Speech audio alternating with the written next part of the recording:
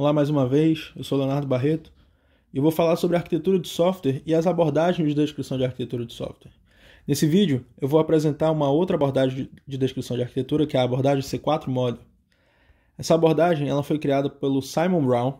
Ele é um consultor de arquitetura de software há mais de 20 anos no mercado e em todos os seus trabalhos de consultoria para empresas, ele percebeu que elas desenhavam a arquitetura do sistema de uma forma que não era baseada na UML ou baseada em alguma notação específica.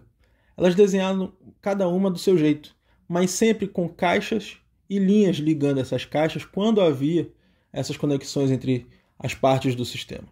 Então, inspirado no modelo 4+1 que eu apresentei nos outros vídeos e na notação UML, ele criou o conjunto de abstrações C4 Model. E esse C4 Model, o nome C4 vem das 4 visões principais, e o C porque todas essas 4 visões começam com a letra C. Então eu tenho a visão de contexto, a visão de containers, a visão de componentes e a visão de código. Essas são as 4 visões principais. Além dessas 4 visões, visões complementares e opcionais são as visões de landscape, que mostra uma visão de contexto maior do que a visão de contexto, a visão dinâmica, que vai mostrar o comportamento e os processos dinâmicos dentro do sistema, e a visão de deployment, que é a visão de implantação do sistema. Então, eu vou falar da primeira visão principal do modelo C4, que é a visão de contexto. Recapitulando, o modelo C4 ele é um conjunto de abstrações e de orientações sobre como desenhar, sobre como criar visões da arquitetura de um sistema de software. E esse modelo, esse conjunto de abstrações, ele é baseado no que é encontrado na indústria, que é o desenho com caixas e setas. Esses desenhos também podem ter formas. Eu posso ter um bonequinho representando uma pessoa, eu posso ter um celular representando um dispositivo móvel, um computador para representar um notebook, um desktop, enfim. Mas quais são as orientações do modelo C4 e o que o Simon Brown tentou fazer com essa proposta dele? Utilizar o que já é feito na indústria com caixas e setas, mas tornar mais padrão e mais útil, mais coeso, mais coerente. E como é que faz isso? Todos os diagramas, todas as visões, elas precisam ter um título. E o que é o título? É o nome daquela visão, é dizer para as pessoas que vão ver aquele diagrama, aquela visão, o que ela representa. Então, se é uma visão de contexto, eu tenho que ter um título dizendo é a visão de contexto do sistema X. Se é uma visão de componentes, eu tenho que dizer é uma visão de componentes do container Y. Além disso, toda visão deve ter uma legenda. Por que deve ter uma legenda? Porque como cada pessoa e cada equipe vai desenhar o sistema de uma forma diferente, as abstrações vão ser diferentes. A forma como eu representar uma pessoa em uma empresa A vai ser diferente da forma como eu represento uma pessoa numa empresa B. E aí, eu não vou conseguir relacionar as duas partes. Então, se eu sou de uma empresa A e vou ver uma visão construída numa empresa B, eu preciso ter uma legenda dizendo que um bonequinho palito é uma pessoa, que isso aqui é um celular e que isso aqui é um notebook. Eu preciso ter uma indicação do que cada elemento da minha visão significa. E por isso, cada visão tem que ter uma legenda. Além disso, os elementos eles devem ter um tipo. Não basta eu ter apenas uma caixinha representando uma classe. Eu tenho que dizer que aquilo ali é um container, por exemplo.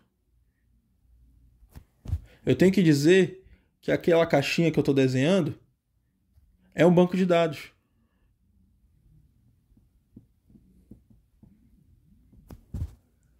Além disso, todos os elementos dentro da minha visão precisam ter uma descrição breve das suas responsabilidades. O que é isso?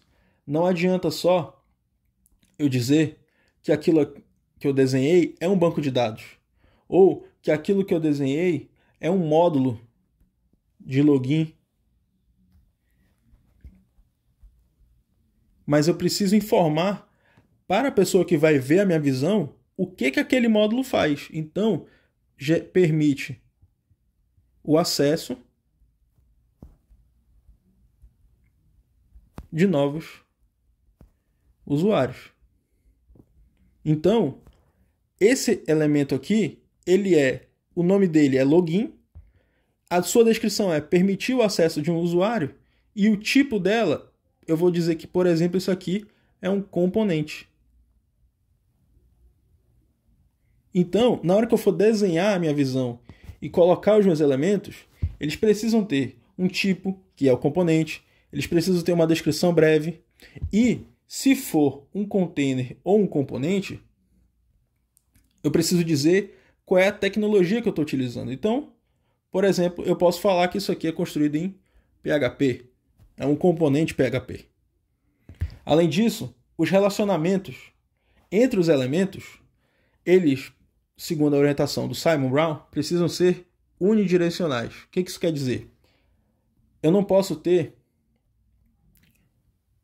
um relacionamento entre dois elementos com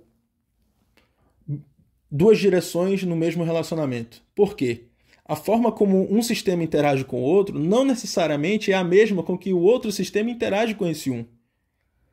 Então, se eu quero falar que eu envio dados e recebo dados, por exemplo, eu tenho que ter um componente aqui, X, que vai enviar os dados para um componente Y,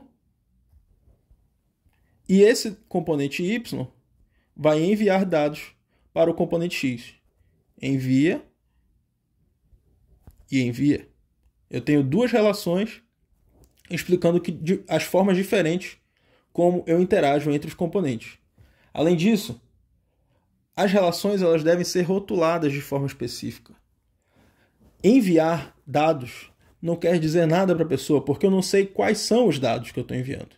Então, esse exemplo aqui, ele até é um exemplo ruim para uma relação entre dois elementos. Em vez de falar enviar dados, eu digo enviar nome. E aqui eu digo retornar nome e CPF, por exemplo. Se eu estiver fazendo uma busca, se eu tenho um componente, um elemento X que faz uma busca no elemento Y, utilizando o nome como parâmetro, eu digo que o elemento X vai enviar o nome para o elemento Y e o elemento Y vai retornar o nome e o CPF, que é o dado que eu queria que retornasse. Por fim, os relacionamentos, se forem feitos entre containers, eles devem ter o protocolo de comunicação.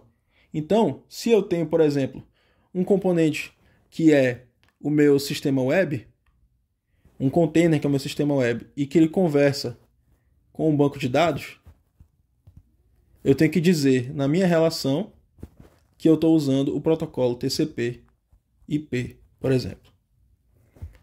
No próximo vídeo, eu vou falar sobre a primeira visão principal, que é a visão de contexto. Até a próxima.